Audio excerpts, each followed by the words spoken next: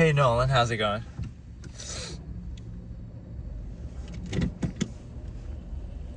Okay, so today I'm going to be reacting to... Sorry, I was just getting everything set up. Today I'll be reacting to random videos on YouTube to wash away the stink of whatever that terrible movie was, The Housemaid, where the only good thing about it was Amanda Seyfried's acting. Everything else was terrible.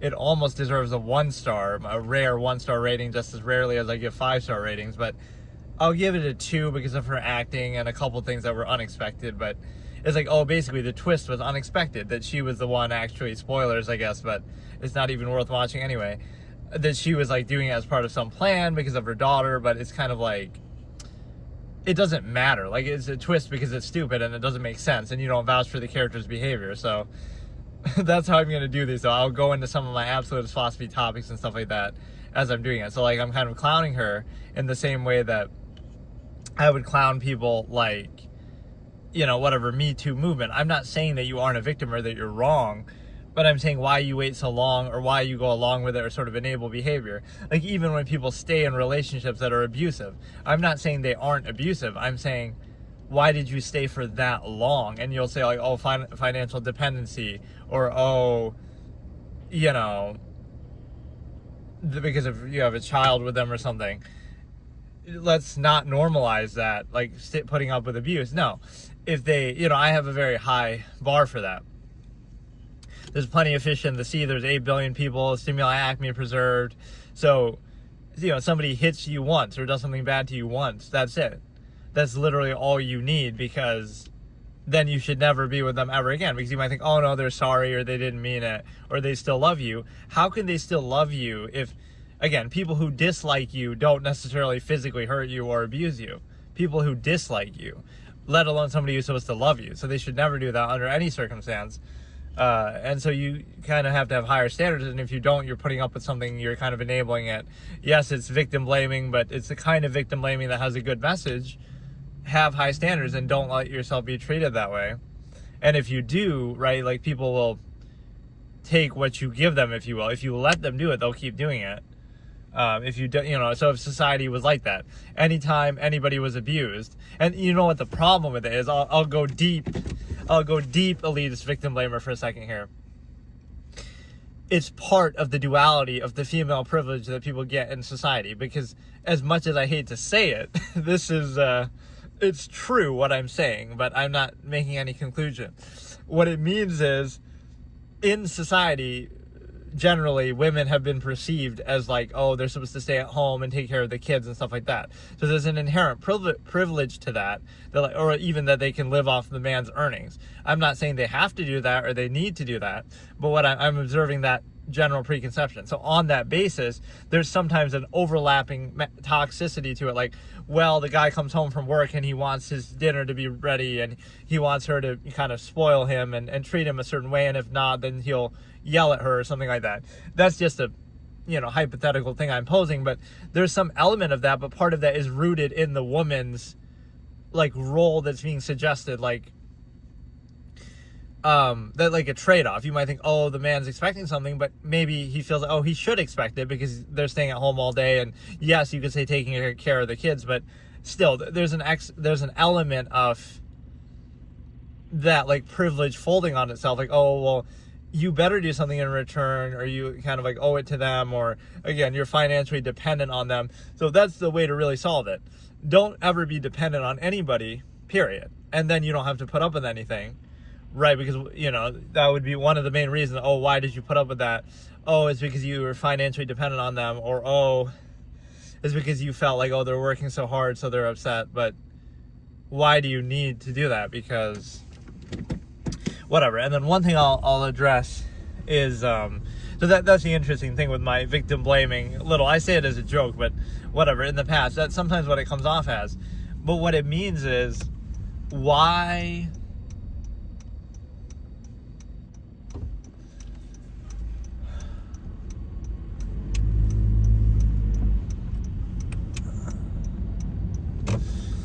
The point of it is positive.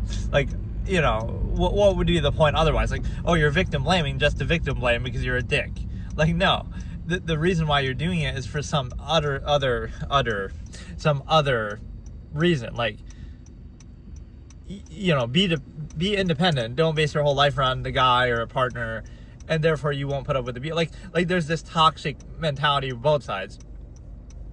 If you're a man and you're abused by your partner, it's like, oh, but you're stronger, you're the man, so you should be able to take it, or it's no big deal, so you put up with it, arguably. Or for the woman, it's like, oh, you're dependent and you need them, and kind of you excuse it. Like, neither of those scenarios should happen. So I have a very short fuse with that. I don't like to go anecdotal with these, but like, I've never had somebody in that situation ever physically hurt me. Like you know, nobody has ever physically, in any relationship, has ever physically, you know, with any malice, like maybe jokingly, but like hurt me, punched me, done anything like that. And if they did, I would never be with them right after that. So that's the short fuse. Like, why shouldn't everybody have that standard? Right? Anybody physically does anything to you ever, that's it. That's the end of the relationship. Like, because somebody who really cares about you wouldn't do that. Because even people who don't care about you don't necessarily do that. Even people who dislike you don't necessarily do that. So they're kind of taking you for granted and doing things to you that they wouldn't do to anybody else.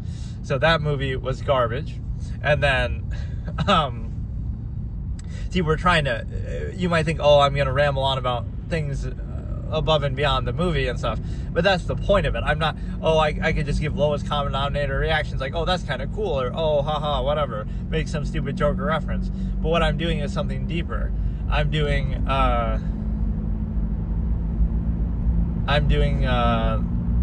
trying to create some real life lesson or larger process or awareness or logical razor, apply it in a meaningful way to a deeper understanding of something, instead of just surface level fodder that entertainment and escapism can typically be. So I'm almost trying to elevate the material and take something more out of it, which sometimes that sort of level of thought is ridiculed, but it's only ridiculed from a place of like cognitive dissonance. Like, by the same measure that you're valuing what you're valuing in the movie, why not value, you know, oh, I value this fictional character and what they said or did. But if a person says the same thing or does the same thing or better or by the same process, that's somehow not good. It's like the burden of consequence fallacy. You can't face something in real life, but you can face something in fiction, because you're kind of conceding a non-value state, a subversive state. So you're saying, oh, you're not really allowed to value things truly or fully, whether you're yourself or something else or anything. So you can pretend, you can kind of use fiction as an outlet to pretend like you value it, but you really don't, and you're just kind of distracting and reinforcing your state instead of actually changing it. But the one thing that's different with my setup that you might notice is you can see the star link more clearly, which kind of isn't intentional. I kind of didn't want it to be that conspicuous, but normally you can see the reflection, but I think it was, I don't know exactly where it was, because I had to move it for something I was doing off of my dashboard, but then now I don't know exactly where it was. It must have just been further back, because it's pretty far to the right. Yeah, it doesn't really go any farther right than that. It'll hit the wall of my car. But it must have been further back, but whatever. And so, look, what I'm going to do is I'm going to watch some YouTube videos. So you might question, like, oh, I'm an absolutist philosopher or whatever. And you're going to question, like, oh, but what about this is folly favoritism? And, you know, to be aware of it is not to be above it. So what I'm going to kind of preface this with is a simple realization that, and then I'm going to watch Send Help probably the next time or whatever. That'll be the next thing I react to, just because I'm trying to demonstrate those two as premise pictures. One of the terms I use a lot. Again, it's like, did that live up to anything more than the premise? So, like, you know, oh, the premise is interesting. It's a housemaid. There's going to be some flirting. It's almost like the premise tells the whole story. You already know kind of where it's going. There might be a little twist. There might be a little cool moment, but it's kind of like the lure of something familiar. There's nothing really novel or nuanced or special about it. It's just kind of like, so Send Help is the same thing. It's going to be like Castaway with two people instead of one, and it's going to be like some sort of a revenge type story of the girl with the guy with her boss, right? Like, it's going to be very predictable, and it's like, it's not a very ambitious thing. So it's almost what I call a perfect mediocrity. Not that specifically, because I haven't seen that, but I mean, like, with anything, would you rather do something very low ambition, or something like you keep churning out every year, like an NBA 2K or Call of Duty, maybe even, like something that you churn out, and so you kind of already are playing it safe, and you're trying to perfect that. You're saying we're going to do something familiar, something predictable, something that people are used to, something that you've seen before, but we'll just try to change it up a little bit, and we'll make it like as superficially good as possible, but it's still what it is, right? It's just, so you're shooting low, but you're making it kind of perfect, versus something more ambitious, almost like what I say with Bethesda and gaming. They are my idol that way when it comes to game design. Not because they're always perfect, and maybe now in the modern day they have lost their way a little bit, but what they would do is they would overshoot. So you say, oh, their games have bugs, and oh, their games have certain issues, and you're right. But those issues are not a result of incompetence. They're a result of great ambition. They're trying to push the limits. They're doing something that, like their games have these bugs, but why do people still play them? Why do people still love them? Oh, because they offer an experience that other games really didn't offer, especially early to mid Bethesda, like early, Oblivion and Morrowind and stuff like that. Like now it might not seem as big of a deal, but that's partly their influence, like Skyrim and stuff. So many games have emulated. But what I mean to say is the simple fact that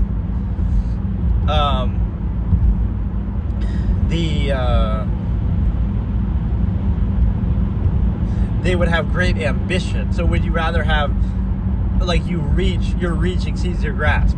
You're trying to push gaming forward. You're trying to do something overly ambitious and really, unbelievable. And then it has some flaws because of it. So it's an imperfect masterpiece versus a perfect mediocrity. Which would you rather have? I appreciate the ambition behind it, that you're trying to push it forward, and it's not a result of, your lack of ability. It's kind of like the absolutist measure versus the half-mass human function. It's easy to anybody can just do a job, and anybody can just, be a half-mass human function, like go along with the norm in society. So it's not that the absolutists would lack ability to do that. They would have a different measure. They would have the, objective thought. They would have the, amalgam theory. They would have something more. But it's not your inability to do that. It's that you're doing something else. You're trying to do various things, multiple things, everything. You have some other overarching measure. So whereas the half-mass human function would reduce all of reality to, you're just doing this one thing and that's it, and have no other value. So, and even then do it at a half-mass state. And so what happens is the fact that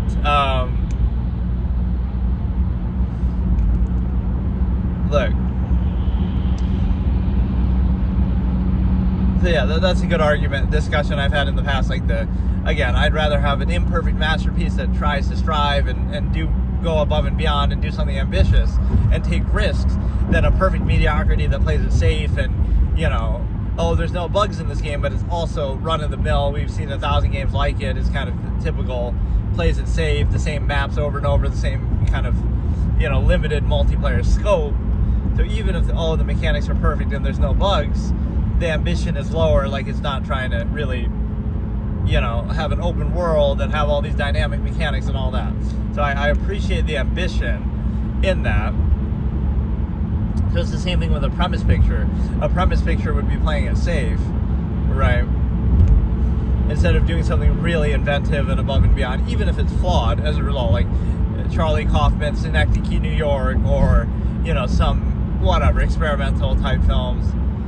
This other point that I was talking about is like, how can an absolutist philosopher, despite acknowledging and observing favoritism and prognosticating that, how could I still engage in it? Like, what I'm doing here or anything else, doesn't that discredit me or something? But to be aware of it is not to be above it. And not only that, even as I'm doing it, I can do it ironically, but it's kind of like a concession of a subversive state. I shouldn't be doing it, and it's a waste of time, it's escapism, it's mindless, it's distraction, it's conceding a non-value state in a finite zero-sum existence. Every second of your life could be dedicated to value, whether it be directly related to your survival, or a measure, or amalgam theory, or something, right? With consistency. So there's really no way to actually justify it, aside from your being forced and controlled in a subversive state, because it doesn't matter what you're doing. Nobody would really choose that otherwise, right? It's just a distraction, but it's seen as like a overcompensation for a false absolute half-mass state. And it kind of exploits and preys on your inherent instincts that are being suppressed as well. So I can be aware of the nature of the process, but still practice it at the same time. And I kind of, you could say I'm doing it ironically, but maybe I'll try to find some deeper meaning in it as I do it, as maybe I do with everything. So there's no pretense of a lowest common denominator with me, like, oh, let me try to appeal to some base thing. I'm trying to observe the base thing. I'm trying to remove the need of it, or I'm trying to, free you of it so that you're not controlled by it. So I'm going to look at my YouTube stuff here, and I'm going to look at like stuff that's in my suggested, okay? So lately I've been watching some stuff to do with Yu-Gi-Oh! The old anime series, obviously the original. I haven't seen any of the other Yu-Gi-Oh! Series, so maybe I should do that, or I should maybe react to it. I should almost re-watch stuff that I've seen, but that seems kind of lame when there's so much other stuff out there. But I could like give some really detailed and nuanced takes and things like that. So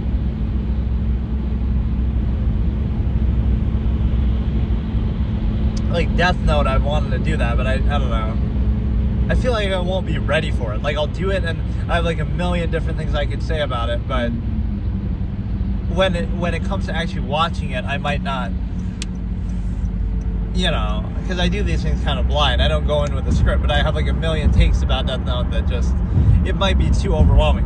But I should almost do that. I could almost rewatch the Pokemon series, the original Pokemon, which I saw as a kid, but I don't remember it super well. Again, I could do Yu-Gi-Oh! Again, but no, like I've watched a couple clips from Yu-Gi-Oh! Lately, and so that's in my suggested, and both Yu-Gi-Oh! And Yu-Gi-Oh! Abridged. So I'll be honest about what I watch, and I'll be looking at some of these in my suggested. This is the top of my YouTube right now on my other phone. There's a clip of Yu-Gi-Oh! Like maybe I should just watch everything indiscriminately, but the problem is it'll end up being too much of the same thing. And if it's something I haven't seen, then I don't necessarily want to spoil it either. One of them is of Yu-Gi-Oh! And one of them is of like 2.5 Men, where it's Judith saying something, so I've been watching clips from both of those. And then sometimes I just listen to music, like it's kind of random stuff. Like let's pretend we were watching every single one in order indiscriminately. So what even is this clip? And these are shorts too, so now. So there's this Con TV channel that keeps posting Yu-Gi-Oh! Clips. So, and I can steal some of my friends' comments when doing this too. But then again, I often gave him ideas for his comments. So this one is, let's okay, so this is for some reason the top clip suggested on my thing.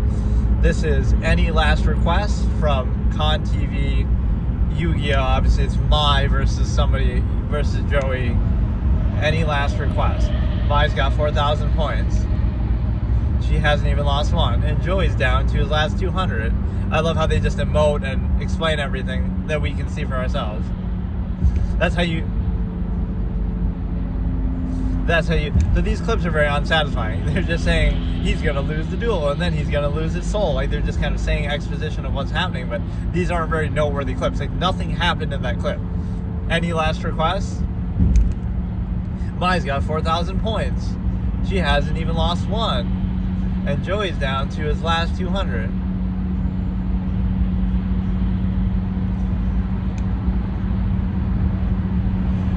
If he doesn't think of something, he's going to lose. That's it. Like, no other context to it. No, but that's how you know something is made for children. Not only will they over-explain everything in, like, maybe a technical sense, but they'll sort of emote for the audience, right? What that means is, like, they'll show how you should be feeling at that time by either having another character feel it very conspicuously or by constantly talking about that. Like, oh, look how sad he looks. It won't be enough to show it. They'll spell it out, right? Like, look how sad this moment is, or look how sad this character looks. They'll actually say stuff like that so that, oh, you can feel the same way, or like that's how you're meant to feel. Right? It sort of tries to emote for you. Almost like a laugh track, like an emotional laugh track, where they're kind of telling you what to think of what's going on. Right? So that's often how writing is done for children. Which is a little bit comical with a show like this because a lot of the cards are bogus and they're not real, or they don't follow real life rules, and so they're kind of, it's not even explaining a real thing, right? It's just explaining made up BS plot armor type things, because that's the worst thing with the show is like if there'll be cards that you've never seen before and you never see again, so that don't even really exist or don't even do what they do in real life, if they do exist. And so, like, when Yugi summons Gandora, the Dragon of Destruction, that's not a card that he's ever used before in the show. So, right, like, why did he suddenly decide to put that in his deck? I don't know. Or they have a lot of BS pulls like that for... See, this is what it'll be. It won't really be about the clip as much as just like a segue into a topic about that show or whatever. But that, like, where the Pharaoh will have... He'll have cards in his deck that he normally never has, right? That'll be convenient for that duel. Like, he has Light Force Sword, but I don't think he had really ever used that before. And then he uses it against a rare hunter. It'll be something convenient for the duel he's about to face, but he doesn't know what's in his opponent's deck necessarily, right? Some of these duels he's just doing on the fly. He doesn't get a chance to prepare, right? He didn't know that guy was going to be using Exodia, but he has like cards that are like the Chain, not even Light Force Sword, but like Chain Destruction. When else did he ever use Chain Destruction in the whole show? Maybe he does, or sometimes you'll see cards in his hand even if he doesn't use them. But, you know, even if he's got Chain Destruction, you see like a lot of bricked hands that Yugi has. Like, and then it'll be, oh, I use Card Destruction or Card of Sanctity or some shit. But, like, those are the two most busted cards ever. You thought Pot of Greed is bad, draw 2 cards. How about Card of Sanctity? Draw until you hold 6 cards, which in real life, it does nothing like that. It is a real card, but you draw 2 cards, but you have to, like, discard and banish everything on your side of the field and stuff. Like, both players draw until they're holding 6 cards in their hand, but that's still broken, that you effectively get to draw 6. And then Kaiba has, you know, Card of Demise. These are like pure plot armor cards. I draw 5 cards, and then in 5 turns I discard my entire hand. But as if that's like, oh yeah, that makes it fair. That makes it fair because you can discard your hand. Like, what the fuck? You know, it's gonna be over by then, and typically it ends like that exact same turn. Right? That shows you the problem with it right there. The Pharaoh plays Card of Sanctity against Noah, and then he wins the duel that same turn. So it doesn't matter that his opponent drew 6 cards too. Or like Kaiba does Card of Demise. In 5 turns I discard my entire hand. It's like, it doesn't matter if you do, because first of all, by then your hand could be empty anyway, you could play everything. But it also means that he wins the duel the same turn, so...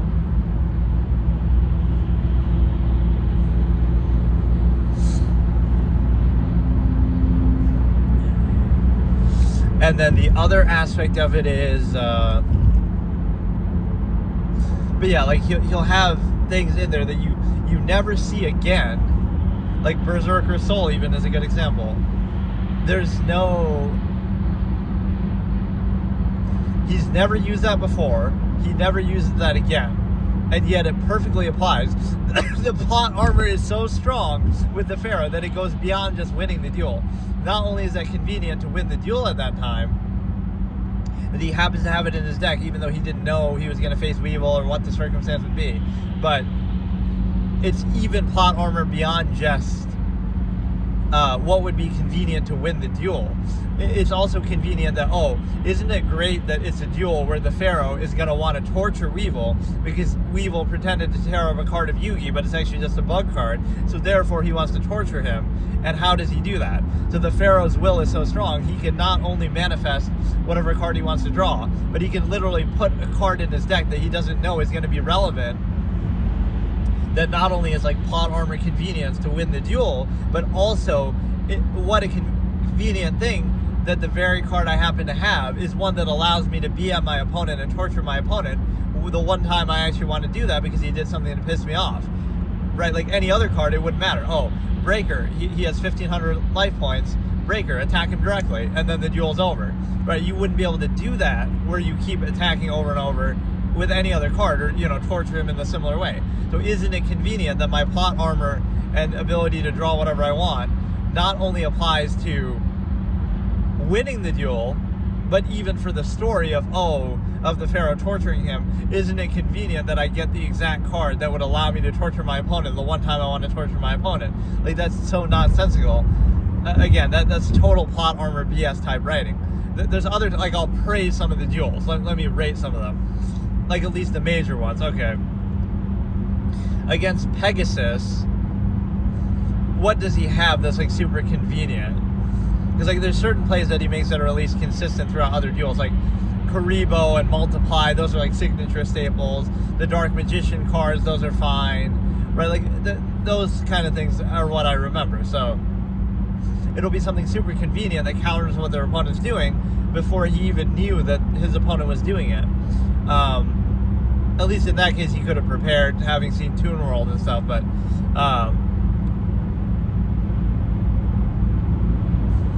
it's so like against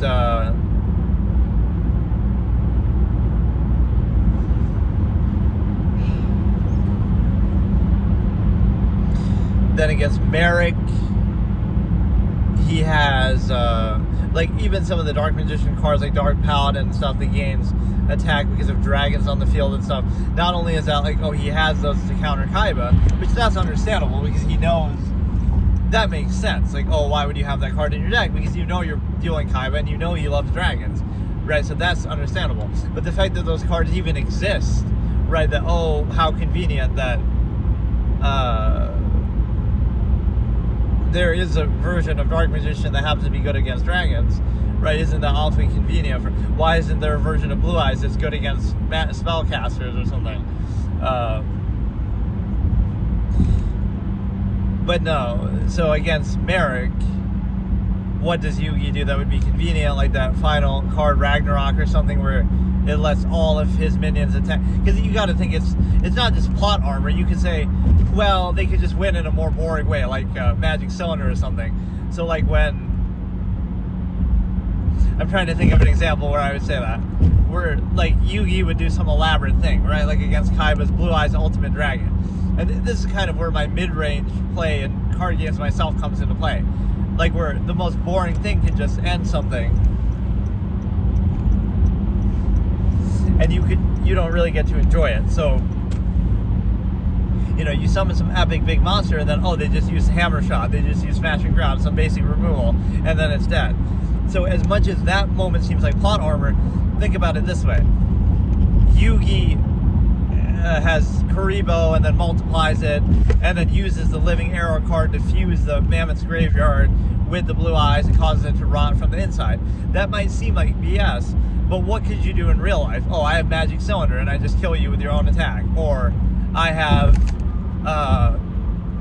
Mirror Force or something, or Hammer Shot or Smashing Ground. Those would work on the Blue Eyes Ultimate Dragon in real life and in the show, right? They just tend to avoid cards like that because that's kind of anticlimactic and boring, right? So, right, that could be the alternative. So you could say that's sort of plot armor, but the fact that he's going through so many steps is kind of unnecessary because, you know, what if he just had those instead then? It's not like it's an impossible situation to deal with. So in a way, it's a writing technique to make it kind of more dramatic and more interesting. That way is more cinematic than just doing some basic removal, which you tend to avoid in a show. And then let me trash Merrick a little bit. Merrick is the worst duelist in the whole show. Even though Bakura isn't the greatest and doesn't have the best record, he beats like a lot of minor characters. I think what they should have done with Bakura is, see, this one clip turns into a whole discussion about this, which is fine. It's actually good. But, okay.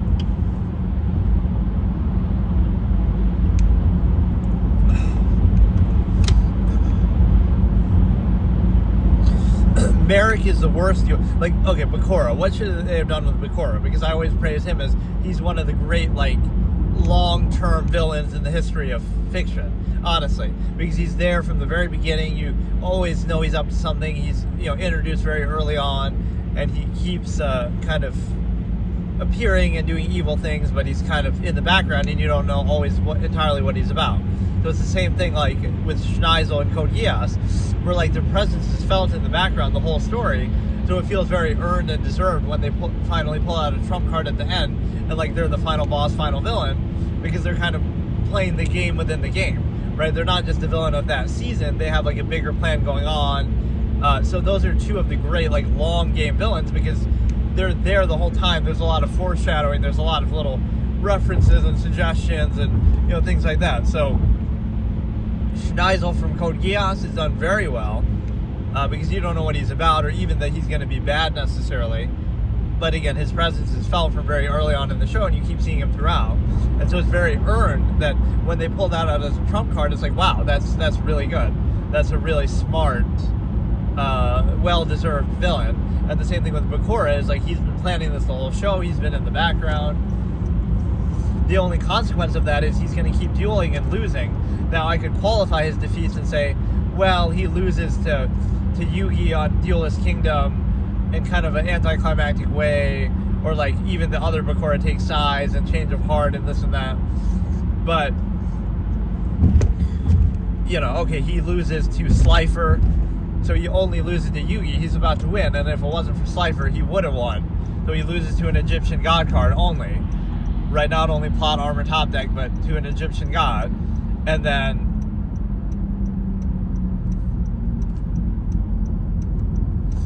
right, so you could qualify it that way as an excuse, or then he loses to Merrick and Ra, right, only because it's Ra. And the show is treated like that gives you an unfair advantage, even though, realistically that's not how it works, and those cards aren't even necessarily that good. But what I mean is, so Bakura, consequently, though, because he is a long game villain, he's also going to lose every encounter he's a part of, because he has to, or like he beats a bunch of minor characters, those people at the graveyard or something. But what he needed that most good villains have in the show, right? We could like compare the villains. Every major villain has a victory against either Joey or Kaiba as like the two next best duelists, right? They need a major victory like that, or I guess even Mai or Pegasus if they beat somebody like that. But they have to beat either Kaiba or Joey. So let's look at it from that lens, right? Where Bakura doesn't do that. Bakura should have beaten Joey at some point, which almost doesn't fit that he would even care to duel Joey. But he could have beaten Kaiba like in season 5, because I guess in the manga, Kaiba doesn't even appear as much in season 5 as he does in the show, like in that Dawn of the Duel thing. But so he could have just had his soul captured at the beginning or something. But yeah, he's dueling Kaiba, but then that's inconclusive. So his dueling record doesn't live up to how great he is as Zork. You could say he almost doesn't care, but he is trying to win those. So he loses to Yugi on Duelist Kingdom, and then he loses to Yugi again in Battle City, to Slifer. Then he loses to Merrick, right, even with the other Merrick's help. And then he loses to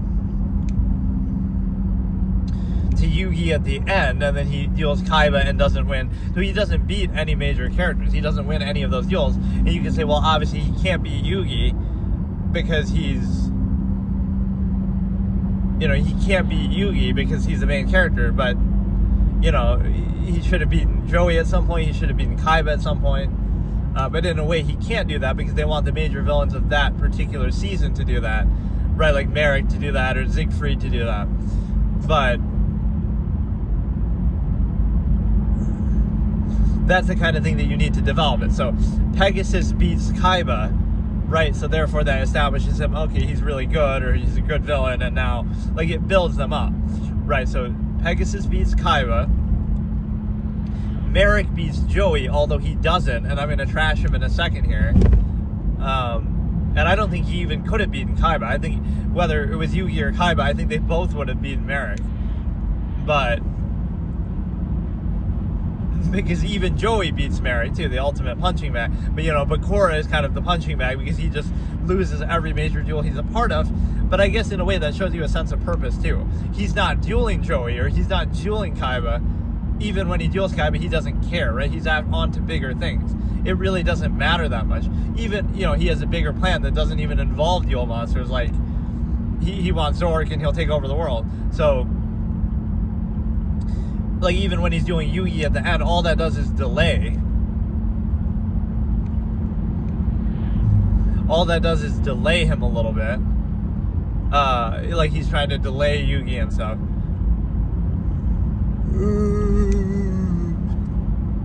So that's the problem with Bakura, though, is he doesn't have the greatest dueling record despite being a great villain, very well foreshadowed, and really just an amazing character. He has that iconic line that I've always loved, and this is like an absolutist type character line, when Merrick says, "Prepare to enter the darkness in the hands of Ra," and then Bakura says, "Don't you realize that I am the darkness?" And like Merrick has no idea, but like he is the Shadow Realm, he is Zork, so he almost doesn't care. But right, like to be able to do that and then you leave that hanging the whole story, those kind of little moments. He's doing a tarot reading against Pegasus, like that character, despite, again, it's a show about a children's card game and it's silly and it's, you know, you can make fun of it all you want, and that's fair in a lot of ways. It's a show about a game, and then they can't even follow the rules of that game properly, whether the ones they try to set in the show or whether that they don't really set properly. Like, how would I have solved that? I think at the beginning of every season I would have shown, like, show the, you know, an episode that explains the rules of that season and shows like every card that's going to be used, and then you can think like, okay, at least we knew what this card was going in, or have like a conversation about a card or something. I don't know, but just Yugi,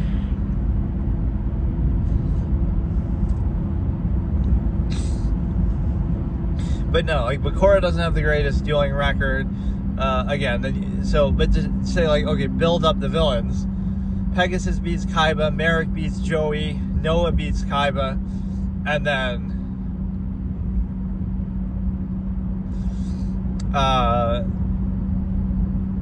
Darts beats Kaiba, and then, you know, that's the problem. Bakura doesn't beat anybody. It's almost like that's what that duel should have been at the beginning.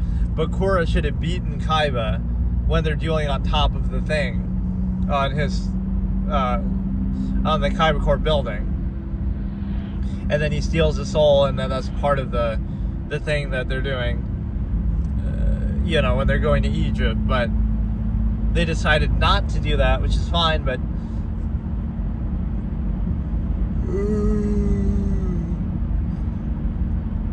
so let's defend Kaiba's honor here a little bit, where Kaiba only loses to Yugi because he's cheating with the Destiny Draw, Heart of the Cards. Like, he's actually cheating. The Pharaoh can determine what he draws with his will, right? So when they talk about that Heart of the Card stuff, it's actually true. Like, it's more than just belief. It's like he actually has that power to do that, which Shizu says at the end. He's determining destiny with his will. So again, Kaiba loses to somebody with a Millennium item who's actually cheating and determining what cards he draws, kind of. Even though you can say Kaiba has a history too, but he doesn't have the Millennium Rod. He doesn't have, you know, that Destiny Draw ability, so he's kind of just arguably the best duelist because Yugi has that weird thing. You know, if you separate the two, then who's really the best? But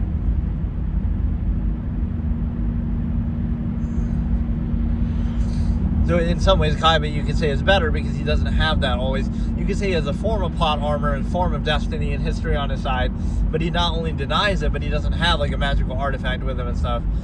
So again, Pegasus, Yugi only beats Kaiba because he's cheating with the Destiny Draw and the Millennium Puzzle.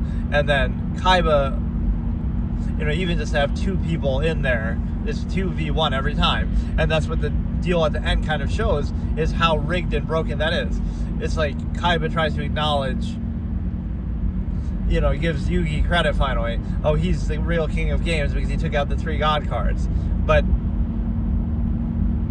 that's not true because, like, it's still split. Like, so the Pharaoh is a really good duelist still, and Yugi is still a really good duelist. So in other words, Kaiba's better than either of them individually because the whole premise of the show is like, oh, they're dueling him together. So that's completely unfair. It's a 2v1, right? Assuming they're both that good, right? So it's unfair to duel them together. You see how good they are individually, right? It would be totally unfair that if they were to duel together, which sometimes that doesn't make sense because, like, oh, they lose to Raphael despite despite that, but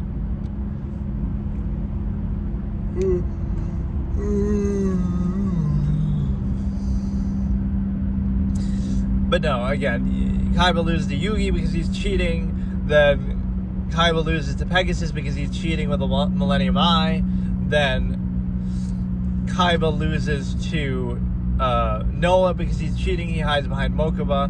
Kaiba loses to Darts, who arguably isn't cheating, but he does briefly cheat with the whole thing of like Yugi doesn't attack because he feels like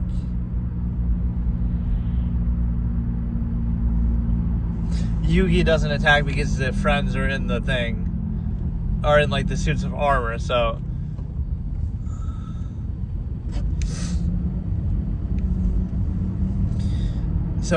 arguably even cheats there. So every time Kaiba loses, it's like somebody is cheating and using like magic and Millennium item and stuff like this. Even Yugi again in the Battle City, because it's hard to separate that. You could say, oh, Kaiba has some similar power, but we don't really hear anything about that.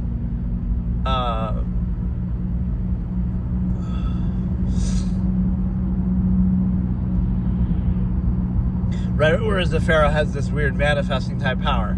So I've defended Kaiba's losses, like, okay, even if you exclude Yugi, he loses to Pegasus because Pegasus is cheating with the eye. He loses to Noah because he cheats by using Mokuba.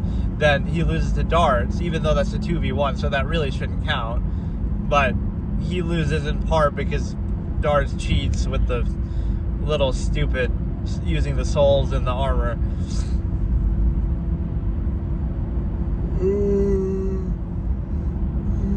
The way he solves it is kind of dumb too. He does like some sort of mirror type thing against them, but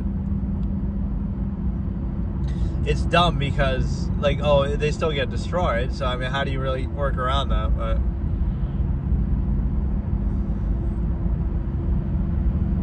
right, they're trying not to destroy them, and then he ends up destroying them. But because he does it with like a mirror type effect, that somehow is better. So we did that. Now I'll establish like who is the most scary or threatening villain from the original Yu-Gi-Oh series. Let's rate them in 2 criteria. One of them is their, or like in 3 criteria. One of them is their stature and status. So like Pegasus is rich and he's the creator of the game and stuff like that. So he had like the business side of it, business and infrastructure side of it, right? Then like the real world. Then the second part is like the magical side of it. Right, your powers, your Millennium items, stuff like that, and your history. And then the third one would be like your dueling skill. So let's rate all the villains in terms of that. And it should be pretty obvious that Darts is going to be the best one because he has all 3. He's president or head of the secret financial organization known as Paradias, as Kaiba says, right? And he owns parts of every company in the world. So he has the stature and infrastructure set there. He has a bunch of henchmen, and so he's very, very effective when it comes to that. So he can basically fight in both arenas, right? He's stealing Kaiba's company at the same time that he's able to beat Yugi in a duel, at the same time that he's able to also use magical powers and control the weather and make Raphael's ship sink, or so he's able to do everything. So he has the best of every world, right? So he's the best villain by that token. And, he's even dueling Kaiba and Yugi 2 versus 1, which nobody else is able to do that. Right now you can say that's because the Pharaoh doesn't have Yugi with him, right? So it's like half of the Pharaoh, where he's alone, right? So that Kaiba makes up for that. So Kaiba's actually his Yugi in that. He's replacing Yugi and being like a role player, right? Can I call you, Yugi? The Pharaohs are kind of sad and doing all this, so right, that's basically what he's a surrogate Yugi he's replacing. But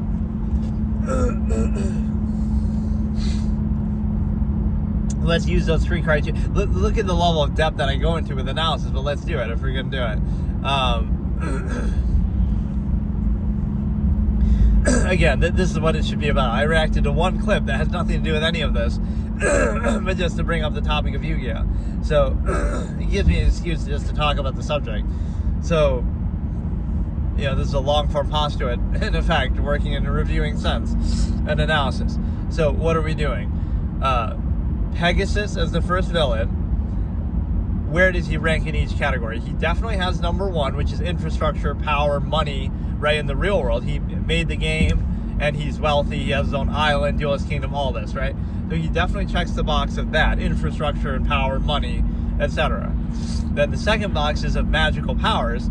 He's not actually that impressive here. He would be weaker here, because even though he has the Millennium Eye, he's not actually that knowledgeable of the past of it and all that. Like, Bakura kind of clowns him, and so he's not the greatest in this area. He has some of it, but it's not a high mark, right? He has the eye, he's using the eye, but that's about it, right? He's not really experienced with it the way the other characters are. Right, so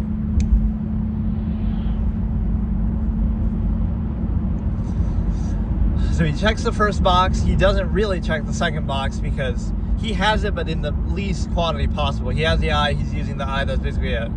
And then the third, so he checks the box, but it's kind of lukewarm. And then the third one is the fact that his dueling ability is actually not that good, because he relies on cheating with the eye, and then we see him in other duels later. He loses to Mai in season 4, and then he loses to Kaiba in the movie pretty easily. I feel like he maybe loses somewhere else too. So he's not actually that good of a duelist. He's just the creator, and then he relies on the eye. Right, so he really only checks one box with flying colors. They'll give him, like, let's say it's a total of 9.3 in each category. They'll give him 3 stars for the infrastructure and the money and resources. Give him maybe 2 stars for the magic, because he has the eye, but he's not like I almost should give him 1 star. But I guess 1 would be like if he doesn't have any magic at all, right? Which we'll see later. But so we'll give him 2 because he has some magic, but he's not very skilled with it. And then number 3 is going to be his dueling ability is not really all that good. Again, he relies on cheating and the eye. So I almost am inclined to give him a 1 because you're losing to Mai and you're losing to Kaiba in the movie, and then you're relying on cheating. Maybe I should give him a 2. Because it's not like he completely sucks, but he's also just not that impressive. Like, again, he relies on the eye. I'll give him maybe a 2, but that seems generous. So he would have a total of 4, 5, 6, 7. Right, so he has 7 out of 9, which makes him pretty good, which no, I'm going to give him 1. I'm only going to give him 1 in the dueling because he even has certain cards like that. He created the game, and so Yugi even says that. Oh, Toon World was considered too strong for distribution. So he's cheating in multiple senses, not only with the eye, but he held back certain cards that only he has. Which you could argue that, like with darts, like, oh, he has cards that only he has, but like the Orichalcos, Kyutora and stuff. But I guess that's different because again, that's part of his magic and his influence and, like, allegiance to the Orichalcos. Like, he kind of made those cards himself, you could argue, because he's, whatever, he owned the company. I don't know if he would have made it then, or, whatever, he's connected with that, so, but whatever, that's cheating. So I'll give Pegasus only 6 out of 9 then, because yeah, his dueling skill isn't good. He relies on cheating in multiple ways. And then we'll go to Merrick. Now, Merrick, I'm going to clown a little bit. So, Merrick's infrastructure and background is basically non-existent in the sense that he doesn't have money. You could say he has the rare hunters, but I guess I sort of underestimate that, because normally I would say he's a 1 out of 3 because he's just a random guy. He's just a tomb keeper, but somehow he creates the whole rare hunter group, which I don't know exactly. Well, I guess using the rod. So I'll give him a 2 there, even though I think of him more as the core example of this issue of, like, he's just a random dude. He doesn't have infrastructure. He doesn't have a company. He's not like Kaiba. He's not like Pegasus. So he doesn't have much infrastructure and money and stuff. He's just more a lone random dude. But I'll give him 2 because he does have the rare hunters, even though I'm not too impressed by that. And then his magical capabilities, he clearly knows more about it than, and especially his evil side, I guess. There's more magic and element of that with the rod than Pegasus. He seems to be more knowledgeable, more comfortable with it, more effective with it, more, again, kind of uninhibited with it, with the way he uses the rod. So it's more like his evil side that I'm talking about, but that's part of it. So I'll give him a 2,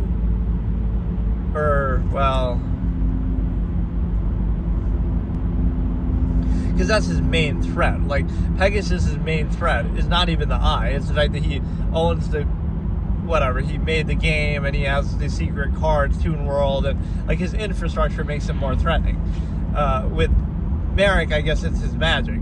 So I guess I could give him a 3-star on the magic account, even though I still am not entirely convinced by that, but that's where the main point of his threat comes from. So his infrastructure is weak, so we'll give him 2 for that. His magical comfort and usage, I guess, is a 3, because he relies on that a lot, and that kind of ties into it too. Like his knowledge of the god cards and Ra, and his use of the rod and all this in Shadow Realm, and the way he uses it to torture his opponents, and like every time a monster is destroyed you lose a memory, right? Like he is a threat when it comes to the magic part more than anything else. We'll give him 3 on that. Then when it comes to dueling, I'm going to give him a solid 1, and here's why. Because did you know he's the only villain to lose every single, well, I guess like Darts, but even then he gets a minor victory by beating Kaiban there. Like, he's a villain who loses every single duel that he ever played, Merrick, because he controls Bandit Keith and loses to Yugi. Then he controls the Mime, and then he loses to Yugi even though he has a god card, right? And Yugi doesn't. Then he duels, he causes Odeon to lose even though Odeon's about to beat Joey. He tells him, I'll play the Winged Dragon, and then he loses because of that. And then I guess that kind of makes up for the fact that Joey loses then later to Merrick. Like, he was going to lose to Odeon, and then he gets saved by the Winged Dragon, and then he's going to win against Merrick, but then he passes out. So it's kind of the same BS. But frankly, I don't really care about Odeon. Right, like, for him to beat Merrick, period, makes Merrick look like a clown and diminishes him as a threat. Like, oh, Joey just beat him, but now we're supposed to be worried that Yugi can't? Like, why should that even be a challenge? You could say he was toying with him, but I mean, if you end up losing, then it's still a loss.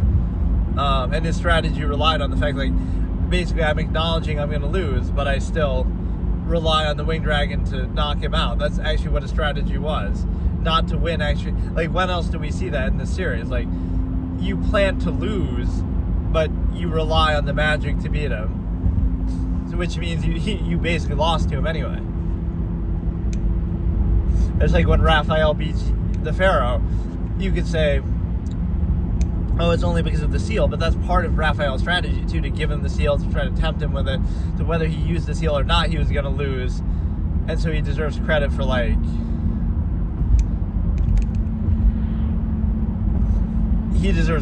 that. Like, he basically beats him twice. Not only did he just beat him anyway, but he made him so desperate that he ended up using the seal and then still beat him anyway. So you got kind of 2 victories. You get the moral victory of making him use the seal, and you get the actual victory even after. Again, which, assuming he would have won anyway if Yugi didn't play the seal. And I like how the seal and the Orichalco seems to work, because it plays on, like, what people want and their way of thinking. Like, when Darts is trying to brainwash the Pharaoh at the end, like, oh, maybe I could do more for my friends by surrendering the duel and going to where they are. Right, like, it doesn't just say, oh, just lose and give up your soul. It'll be like, it'll make you think it's your own idea. Like, oh, no, I want to go where they are and help them, or something like that. Or that's a brilliant kind of form of gaslighting by Darts too, he says, because the Pharaoh doesn't have any memories. It's like, you're right, Pharaoh, you were brought back to save the world, but not in the way you think, but actually by your soul, by giving up your soul to power the great Leviathan. That's why you were sent back. That's your real mission here, to provide the life force for the great Leviathan. That's how you were meant to save the world, right? Like, that's because, and the Pharaoh can't deny it because he doesn't remember. So maybe that is why you were sent back, because your life force was needed to fuel the great Leviathan. So that's your destiny, to give yourself up to that and to save the world that way. I don't know, I thought that line was so brilliant, because it's something that even the Pharaoh can't really deny that. It's possible. Maybe I was sent back for that reason, because he doesn't know himself why. And you are going to save the world, but you're going to save it by, again, letting your very powerful life force feed the great Leviathan. And then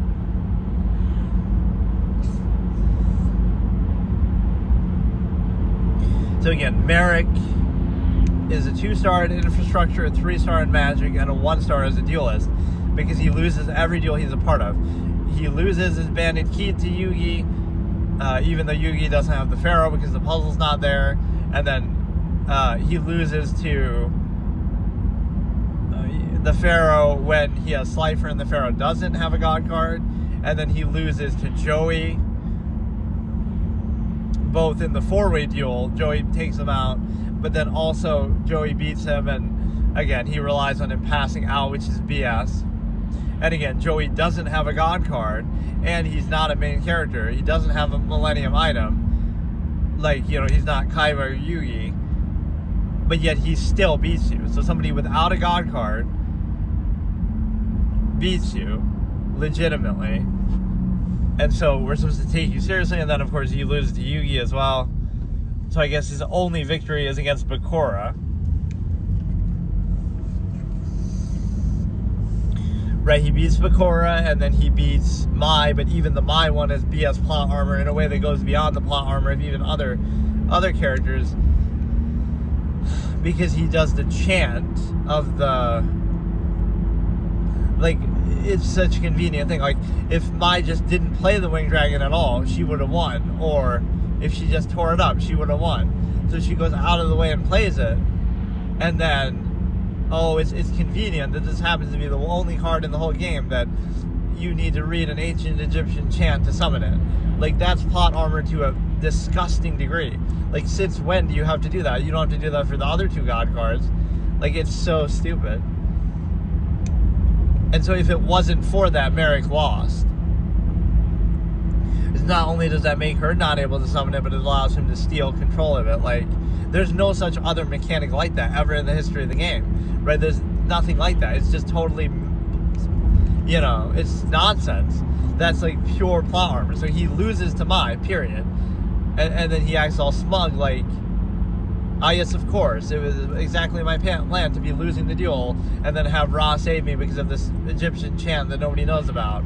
Or, like, that's not a real mechanic, right, in the game. Like, oh yeah, in real life, if you have to play a card, you have to say a chant in a different language. Like, again, even the other god cards don't require that. But, and then again, against Joey, so he relies on Ra to carry him, and he can't shut up about how good he thinks Ra is.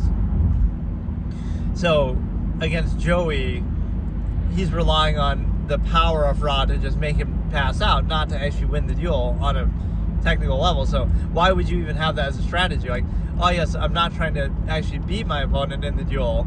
I'm trying to lose to my opponent, but just have them pass out from the strength of Ra. Like, since when is that a legitimate strategy? Right, where you're not trying to win.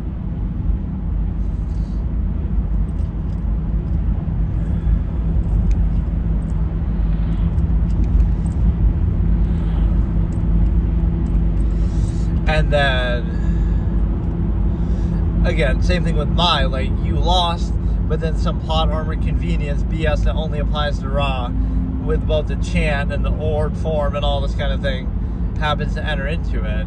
So if it wasn't for that, you lost. So on a strategic, technical, normal level, you lost, but oh, it's just because of how stupid, that plot armor convenience of Ra is, that you win. Right, so none of those are really deserved. The only one I guess he sort of deserves is against Bakura. So he loses to everybody. He loses the Pharaoh like 3 times because he loses with Slifer. He loses with Abandoned Keith. He loses to Mai. He loses to Joey. Right, on a technical, normal level, he just straight up loses. He's the most trash duelist, honestly, in the whole show because he's just garbage. Right, he gets clowned by Joey. Joey won. Joey deserved to win. It was hard to take him seriously. Again, Joey, who doesn't have a God card or a Millennium item or magic or anything. Right, Joey without a God card beats Merrick, who has supposedly the strongest God card. The same way that Yugi beat him when he had Slifer. That's a very impressive performance by Joey. And then the other thing,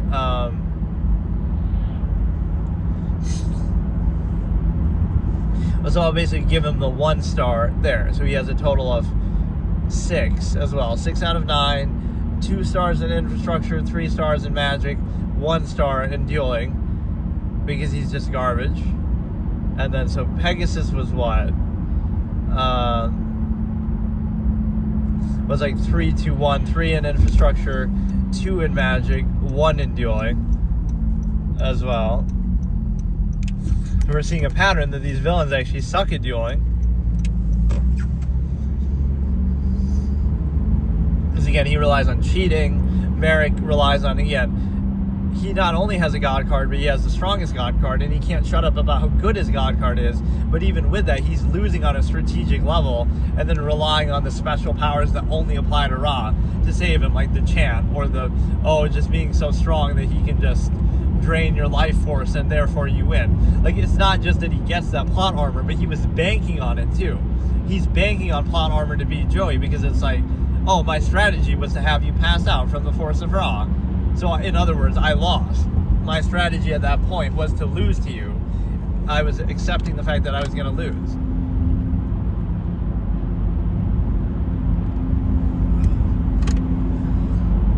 So he planned to lose against Joey because that's how bad he is, and get bailed out by Ra. So it's not just by accident that happens, but like he'll act all smug, like, oh yeah, yes, of course. He was going to lose to Mai, but then he gets lucky, like, so he's gonna act cocky about it, that, oh, don't you know ancient Egyptian. But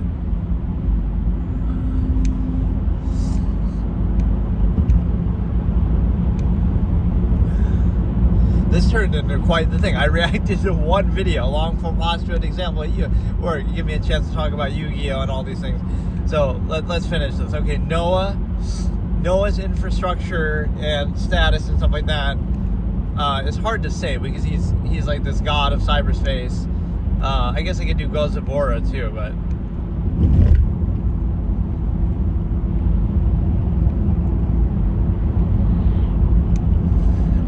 Noah's infrastructure could be like a 2 because he's a god of cyberspace, but he's also not even in the real world, so I don't know how to count that. Then number 2 would be his magical powers. You know, maybe his infrastructure, I'll give him 3.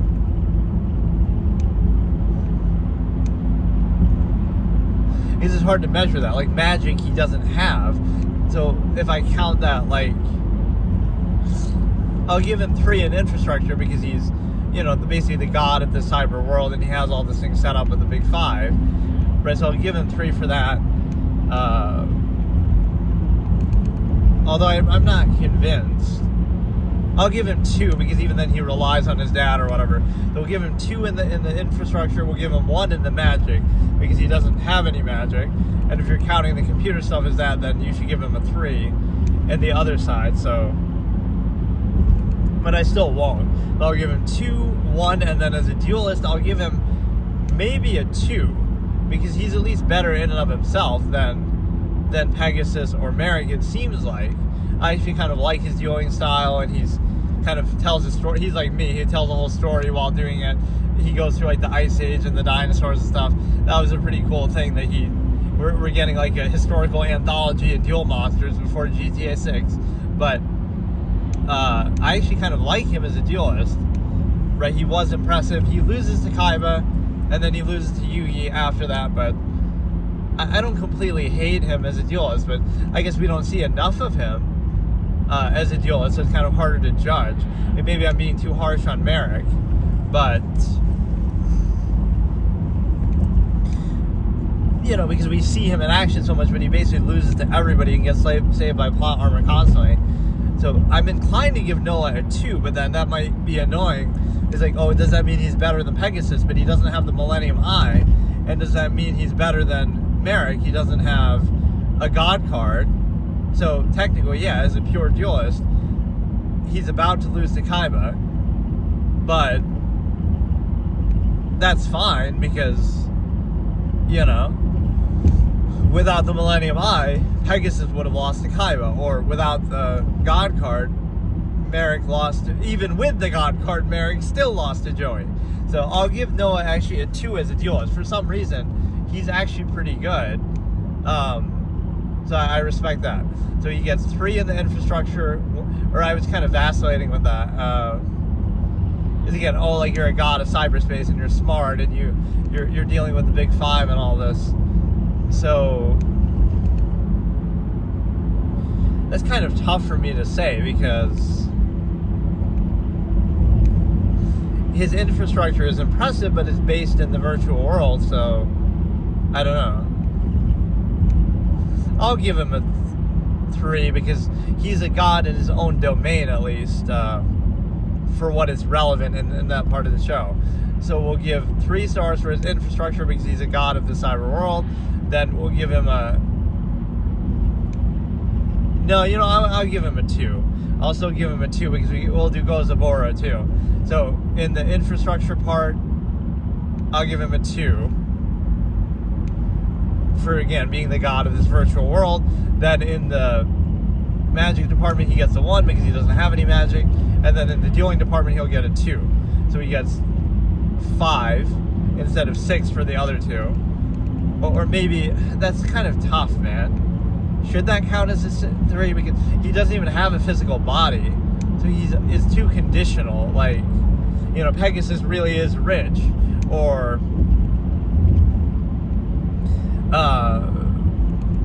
you know, Merrick has the rare hunters, but it's not like a full endorsement. It's kind of a similar thing that Noah seems so threatening, but he's really just like that in the virtual world. So it's conditional. That makes you very torn. But yeah, well, let's do Gozabora. So again, he has 5, the other 2 had 6. Gozabora has the infrastructure, although I guess he kind of lost it when Kaiba took it. But he still has some resources, so I'll say 2. You know, it's weird. It should be a 3, but because Kaiba disgraces him and steals his company, we'll make it a 2. And then his magic is a 1. He doesn't have any magic. And then his dueling skills, I don't know. Really. Again, I might give him a 2, but I don't... We only see him in the 1 duel, so it's impossible to know. He was good at chess. You know, so... It's going to be weird. Like, I'll put him at a 1 because we don't know enough about him. Like, at least Noah, we see a little more. He deals against Yugi. He has an interesting style. I'll give Gozabora just a 1 because he has Exodia Necros, but that's basically it. He doesn't really do anything that impressive. That duel is kind of short-lived. So basically, Kaiba would have taken out Noah and his father. He doesn't even need Yugi at all, just because Noah cheats. You can say the same thing. Like, why am I giving Gozabora a 1? But his style seems kind of bland. Like, he's just kind of... He doesn't do anything. He just does the Exodia Necros thing and relies on that. Right? He's somebody who, like, believes in power and just let that speak for itself. But he doesn't really do anything interesting besides that. So, we'll give him like, both of these are kind of confusing because Noah should be a 3 in infrastructure, and Gozaburo should be a 3, but they're not because they're flawed and kind of not at their peak at this time. So they'll both get a 5, I guess. Or wait, I guess Gozaburo will get a 4. He has 2 in infrastructure, 1 in magic, 1 in dueling. Again, his style is kind of more bland. And then, so you could easily, whatever. So now Darts is going to be the most impressive. He gets a 3 in infrastructure because he has the secret financial organization known as Paradius that owns a small part of every company in the world, right? So he clearly checks the business side of things.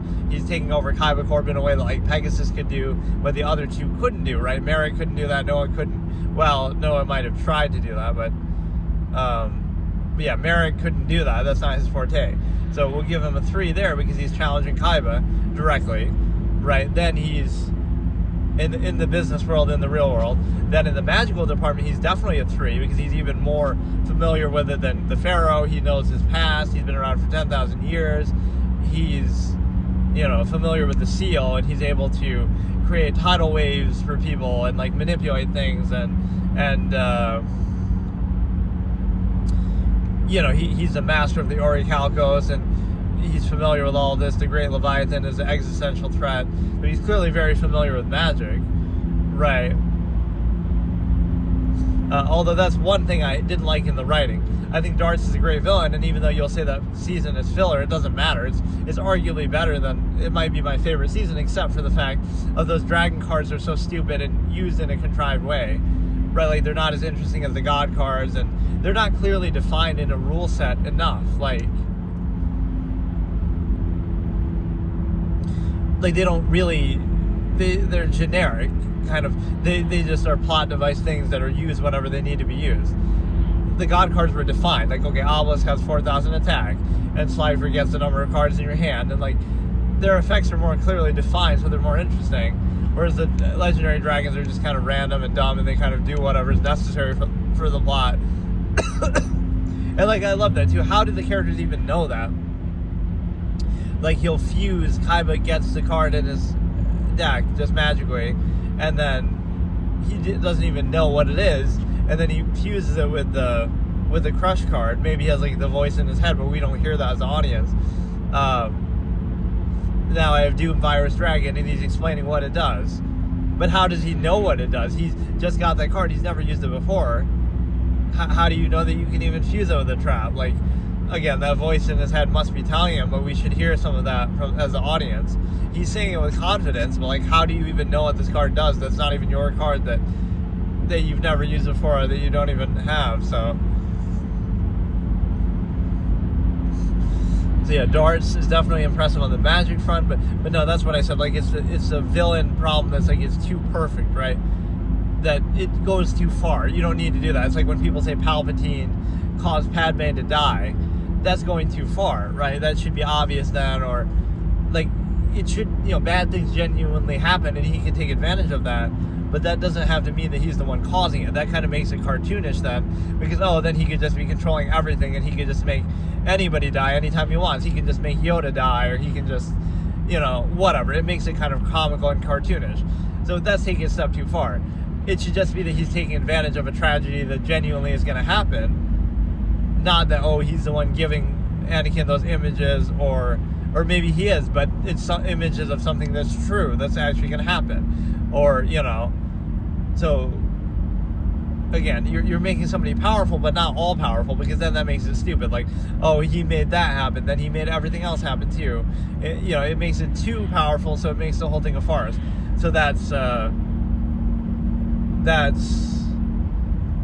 right, where Palpatine can take advantage of something bad that's already going to happen, but not that he's the one who's causing it.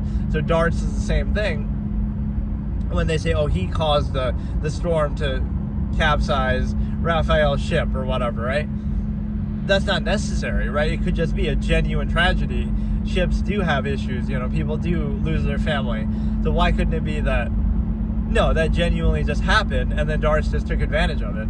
That works better, because Darts is already so powerful, but that's turning it into cartoon villain territory then. Because like, then he could do that to anybody ever, and he could just do that to Yugi on the way there, or like, it's just dumb, right? It takes it too far where it seems like, oh, now they're just too evil and they did everything bad possible and they control everything. No, like, you could take advantage of a situation where bad things genuinely happen in the world on their own, but to say you cause everything is kind of dumb. And then the other aspect of that is the fact that,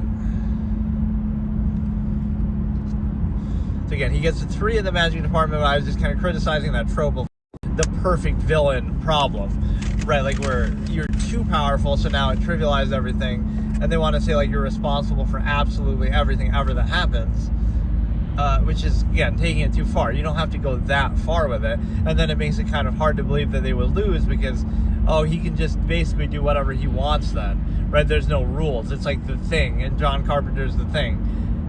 It can just do whatever it wants. Like, oh, it's going to try to freeze itself in the ice so it doesn't die, or something like, right? You need some rules and some limits, otherwise it becomes a farce. So, again, Darts gets 3 for the infrastructure, challenging Kaiba and trying to take over Kaiba Corp and stuff. He gets a 3 in the magic. Obviously, he's more familiar with it even than the Pharaoh, than anybody. You could argue Bakura, but even then, he is very familiar with it nonetheless. And then, he's causing things to actually happen with it, like, independent of the dueling or the whatever. It almost makes it a joke as far as the dueling part of it. Like, what does that have to do with anything? What is it? Okay, he has the Leviathan and he has the whatever, right? The Orichalcos. What does that even have to do with dueling, and why do you even have to duel at all? Or you could argue, like, where does his cards come from? Because they should almost look different. Like, his duel discs look different. So you could argue, oh, those existed even before the, before Egypt and all this. So, whatever. The cards, too, should look different. Like, these existed before Pegasus even made the game, or it could have been that Pegasus made, like, this series of Orichalcos monsters that he found in Atlantis or something, but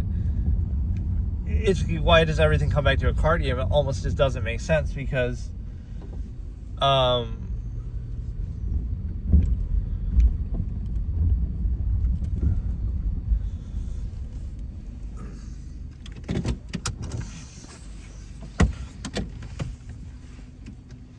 it doesn't make sense because, again, everything comes down to a card game, but, like,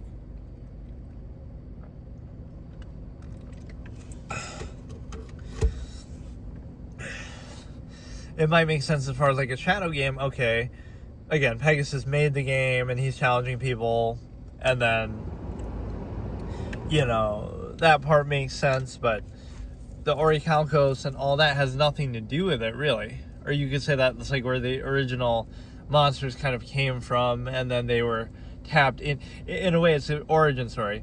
The Orichalcos is why those monsters even existed, and then they got sealed away at that point somehow, and then the Pharaoh and the Egypt kind of unleashed those ones that were already there. So a lot of them could be the same ones. But yeah, like, where did he even get those cards, or why are they even cards, or whatever? And then as a duelist, even though you could call some BS on those cards, like, oh, he just has an overpowered deck, that's considered part of the strength of a duelist too, that you have those cards. Because again, Merrick can't shut up about Ra or whatever, even Kaiba can't shut up about the Blue Eye, so the cards you have in the show are treated like part of your identity as a duelist. So he's able to 2v1 Kaiba and Yugi, which nobody else does. Even, like, Noah almost does, but he doesn't do it at the same time. And not only does he do it where he's 2v1ing them, but he actually beats one of them at the same time. So he does the same thing that some other villains do, like Pegasus or Noah, but he does it while dueling them both at the same time, which is insane, right? Because think about it, every other villain can't take on one of them hardly. Kaiba beats Noah, basically, and Kaiba beats Siegfried, and Yugi obviously beats Pegasus and Merrick and everybody, Darts, and, well, not Darts because that's the 2v1, but he beats Pegasus and Merrick and Bakura and stuff.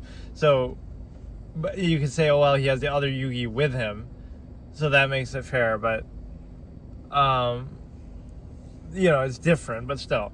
So he 2v1s them and actually beats one of them in the process, and then the Pharaoh has to pull out some legendary bullshit to try to, infinity plus one, which I always criticize that scene because it misses the whole point. Let's say you set up the infinity thing, that's enough. It's like, oh, how do you beat something with infinity? But you can, because, okay, you do this similar thing with the knights, but you don't take it one step further and say, oh, it's infinity plus one. You don't need it to be infinity plus one. It could have just been infinity, and then you trade in, because the Divine Serpent was Darts' kind of, lifeline minion, where, like, if that dies, he loses. Whereas that was the Dark Magician girl for Yugi. So he could have just traded in with infinity, and that would have been enough, because that's the lose condition for Darts. But the infinity plus one thing is dumb, right? You didn't need that. It should have been enough just to do that and trade in and recognize that's basically like his deck master type thing. And then, so again, Darts as a duelist is going to get 3. So he gets a perfect 9, right? He's able to do things on the business side and the infrastructure side. He has the henchmen. He has everything going for him, right? He has the money. He has the power. He has the influence. He has the resources. He has everything, right? So he can challenge on the same level that Pegasus would, like trying to take over Kaiba Corp. And he can challenge in terms of magic. So he can challenge Kaiba and Pegasus when it comes to money and influence and infrastructure, the Paradius. And then he can challenge Yugi and the Pharaoh when it comes to the use of magic, and even Bakura and even Merrick and stuff, because he is 10,000 years old and he has the Orichalcos and he can cause ships to sink and he can influence everything, using magic. So he's very comfortable with that. And then he also is a great duelist. He's able to beat Kaiba even while dueling Yugi at the same time, the Pharaoh at the same time. So, right, he deserves that perfect 9, so he would be the best villain by that. And also his motivations are very good. Like, his motivations and how he explains things, and his back Yugi and the Pharaoh get separated, and all those moments are so good, and Yugi actually losing and stuff is amazing. But like Raphael doing that is amazing. And he basically beats him the second time too, but he causes himself to lose, like, to protect his monster. Raphael loses. But the issue really was the dragons. The way they treat those dragons is kind of boring. Like, they're too convenient plot device, undefined how they work, really. Right, again, like the God cards at least had some rules. You knew how Obelisk worked, and they stayed true to that. You knew how Cypher worked, and they stayed true to that. Rock kept coming up with new rules as you go, which is kind of dumb, but the thing with the dragons is like, oh, it'll fuse with like a trap card, or it'll fuse with become a weapon or something. But it's undefined. You don't know what it's going to become. There are no rules established for it. So then it just becomes whatever it needs to be for that moment.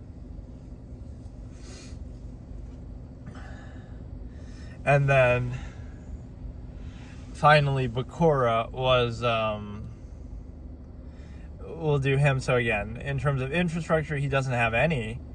He's just a random dude, right? So that's the 1. Although I could guess you could argue in the past, but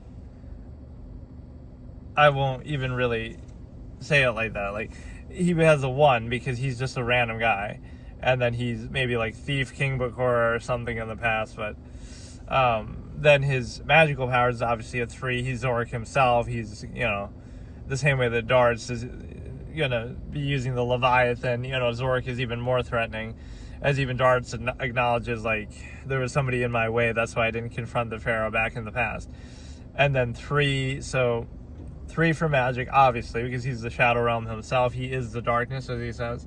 And then the dueling ability is questionable because he doesn't win any duels. So I'll give him a 1 because this is the weakness of the character. So Bakura would only get a 5 because, again, he doesn't have any infrastructure. He's just a random guy. And then, like, again, in effect, his power is all reliant on the magic. He's not taking over Kaiba Corp. He's not able to challenge in that way, the same way that Pegasus or, again, Darts can do. He's just a person, right? And then his magical abilities can rival anybody's or exceed them, right? So he's comfortable there. He's the creator of the Shadow Realm, all this. And then the dueling ability, he loses every meaningful duel. He loses to Yugi in Duelist Kingdom in Battle City. He loses to Merrick. He loses to Yugi again, just Yugi by himself. We didn't see the conclusion of the Kaiba duel. He runs away, not necessarily because he was losing, but so he doesn't have a very good dueling record, so I can't speak to that, even though some of those duels you could praise his performance. So he'll only get a 5, even though I respect him. So the winner would be easily Darts. So we go kind of Darts and Pegasus and Merrick in the second tier, and then in the third tier you get like Noah, Bakura, and Gozaburo, because again, Bakura's dueling, even you could maybe give him a 2, but just like to respect the style, and he would have won if it wasn't for the God cards or something like that. But you know, the same way, if I'm going to give Noah a 2, I don't know. But again, he's not threatening enough of a duelist. He doesn't get that sort of signature win that he needs against like Kaiba or Joey that other major villains do. But again, I love him as the entity of darkness, but that's the weakness that he has, that he doesn't win any meaningful duels, and then he also doesn't have any meaningful infrastructure unless you want to count something from the past, but it's not really about that, right? Because whether past or present, he's still Zork. He still is that power, but he doesn't have like a corporate empire the way that some of these characters do.